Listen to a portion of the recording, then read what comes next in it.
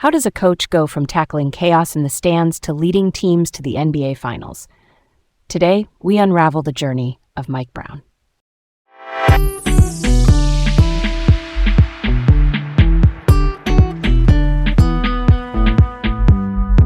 Hey there, I'm Leah, feeling excited to dive into today's topic. And I'm Garrett, ready to explore some fascinating sports history. Welcome to Laid Back Learning with Leah and Garrett. All right, let's set the stage for this one. Mike Brown is that dynamic NBA coach whose career runs through incredible highs and some unexpected turns. Title runs, culture resets, a few tough exits, and now a spotlight job in New York.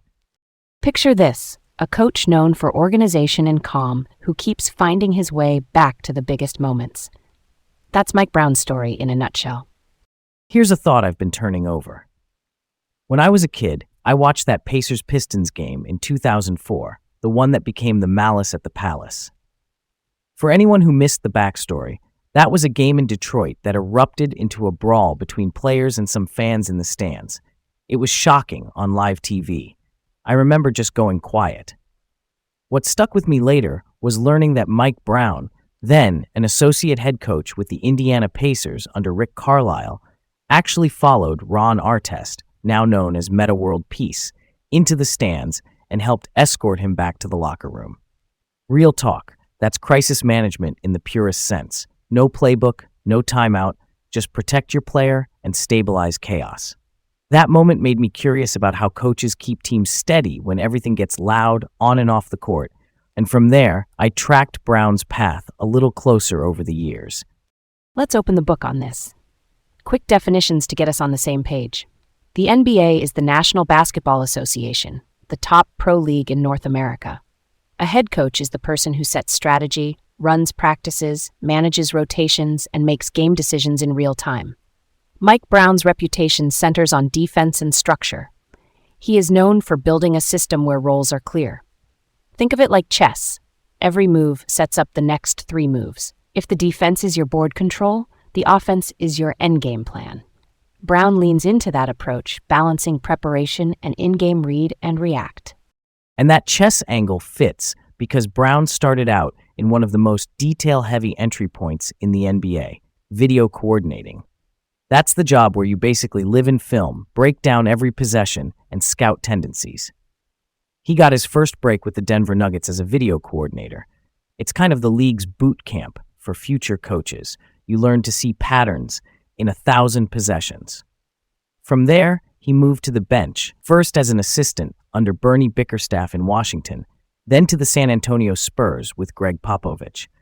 Popovich, by the way, is a Hall of Fame-level coach who defined modern defensive standards and culture with the Spurs. Brown even ran Spurs Summer League teams in Boston and Salt Lake City, which are short tournaments where teams evaluate young players and try out systems. That gave him early head coach reps. Then in 2003, the Spurs won the NBA title with Brown on staff, which stamped his resume early with championship experience. Why do so many coaches start in video, though? Why is that so common now? Because video forces you to learn both the language and the rhythms of the game, not just the highlight stuff. You catalog actions, like a dribble handoff or a pick and roll, and you begin to think in counters. It's like learning the grammar of basketball, so later you can write full sentences on the fly during games. That tracks. And there's the life story piece. Mike Brown was born in Columbus, Ohio in 1970. His father was in the U.S. Air Force, so he lived on military bases in the United States, Japan, and Germany. He graduated from Würzburg American High School in Germany, where structure and discipline are kind of the daily routine. That environment seems to echo in his coaching voice later. He played at Mesa Community College, then at the University of San Diego, where he earned a Bachelor of Business Administration in 1992. Business classes sharpened the planning and organizational mindset, which, totally fits his style.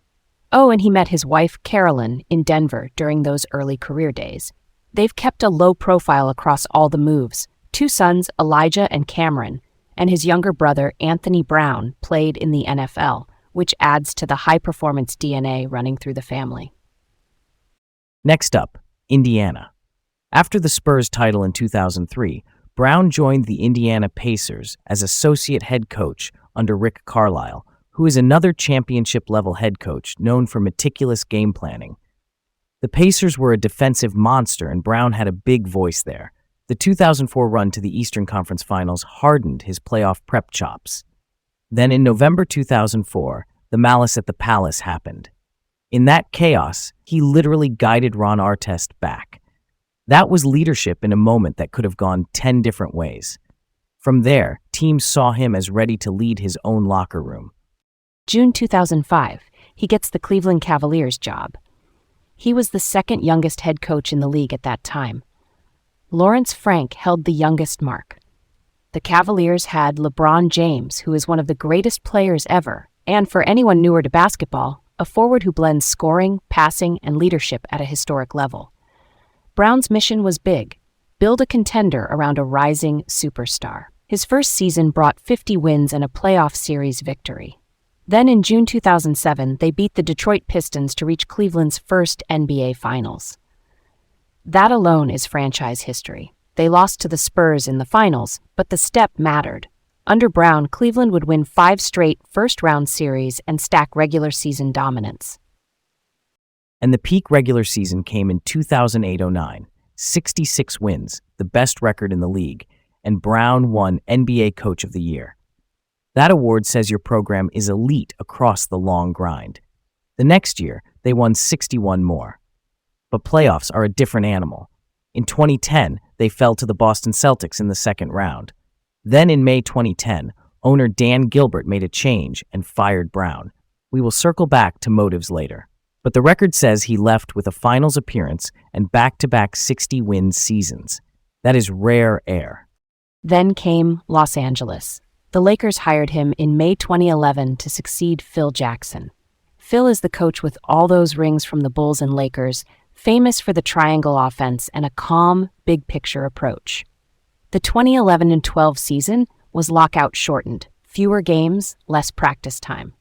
Brown still guided the Lakers to the second round. Then before 2012-13, the Lakers traded for Steve Nash and Dwight Howard to join Kobe Bryant, Pau Gasol, and Metta World Peace.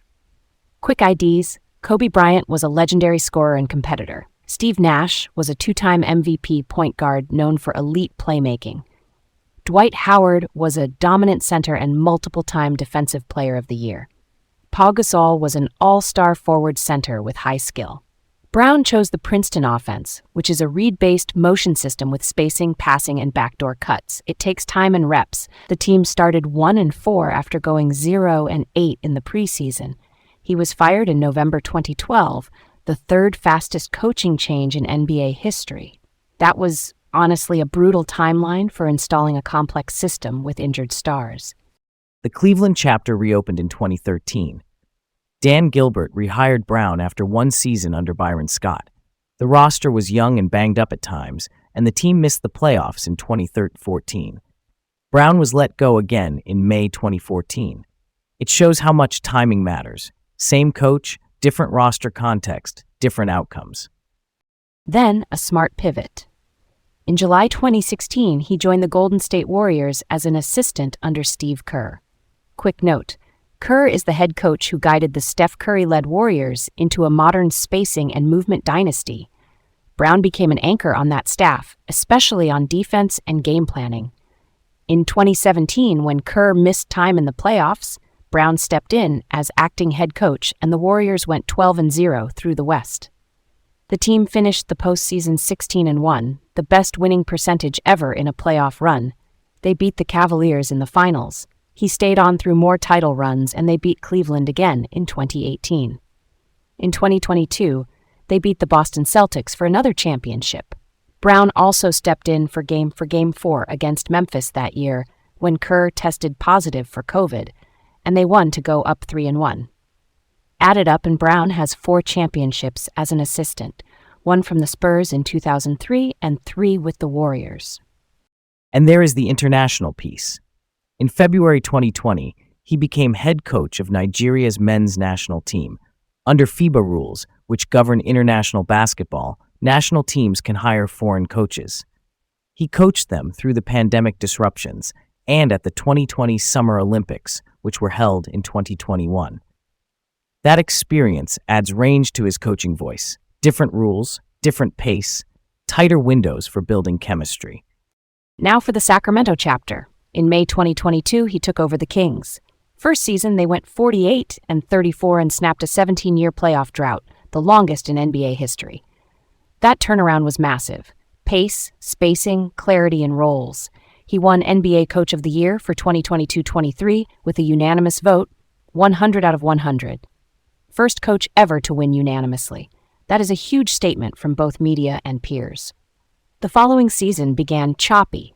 In December 2024, there was that gut punch loss to the Detroit Pistons. They blew a late lead, and Jaden Ivey, a young Detroit guard, hit a 4-point play after a foul by De'Aaron Fox, Sacramento's all-star point guard. The next day in December 2024, the Kings let Brown go at 13-18. Expectations had climbed and patience was thin. Then came New York. In July 2025, the Knicks hired him. Big stage, big pressure, and the result was immediate. He led the Knicks to their first NBA Finals appearance in 27 years that same year. Madison Square Garden buzzing again.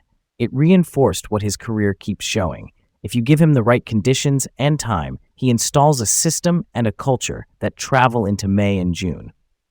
Okay, let's get to the heart of a question people still go back and forth on. Did Cavaliers owner Dan Gilbert fire Mike Brown in 2010 to help lure LeBron James back later? For clarity, Dan Gilbert is the owner of the Cavaliers. LeBron James was the franchise superstar in 2010 and reached free agency that summer. My take is simpler. The firing looked like a reaction to playoff outcomes and roster needs. After back-to-back 60-win seasons, losing to Boston stung. Sometimes front offices, meaning the team's decision-makers, chase a new voice to try to push a group over a playoff hump. I do not think it needs a bigger motive to make sense. I hear that, and I'm with you on the playoff sting. But I think the LeBron angle lived in the background.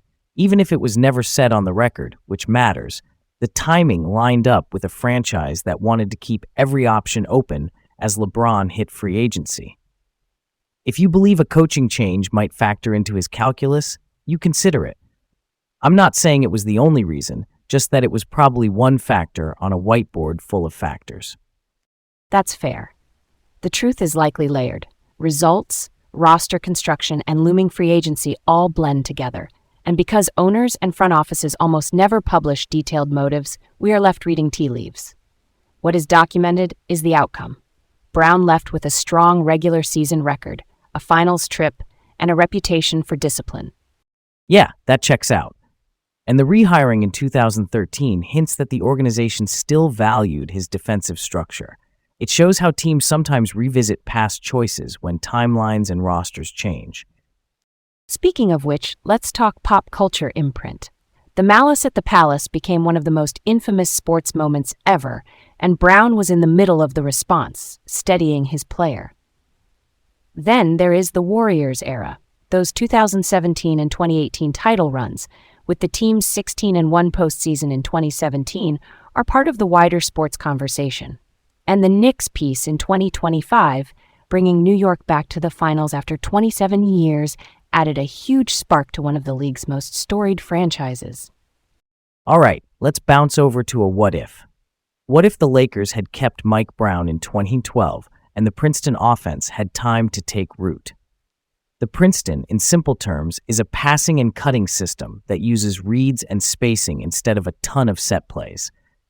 If Steve Nash had stayed healthy, his vision and timing could have turned those backdoor reads into easy buckets. Dwight Howard, if healthy after back surgery, could have been a devastating handoff hub and finisher. Kobe Bryant and Pau Gasol both had the IQ to angle cuts and slip screens. Maybe the learning curve eases by January and they become a half-court machine by the playoffs. Let's unpack this. If that version hits its stride, the Lakers might have redefined their late-career Kobe window. Nash's pace control, Dwight's rim gravity, Pau's elbow passing, and Kobe's shot-making, if those puzzle pieces clicked, you get a system where the ball finds the open man and the defense cannot load up on just one star. The West was tough, but that group could have grabbed a higher seed and maybe changed some playoff matchups. And for Brown, A successful Princeton run would have added another layer to his reputation as a systems builder, rather than the guy who didn't get the time to install it. Here's another ripple. If that Lakers team steadied, the league's balance at the top might shift. Maybe San Antonio or Oklahoma City face a different bracket. Maybe the Heat in the East meet a Lakers team with cleaner half-court execution. And Brown's trajectory might have avoided that two-step of early exit and later reset as an assistant. But the real world had injuries and urgency. It's wild how thin margins shape careers. Stay curious, folks, and keep exploring. Thanks for tuning in to Laid Back Learning with Leah and Garrett. See you next time.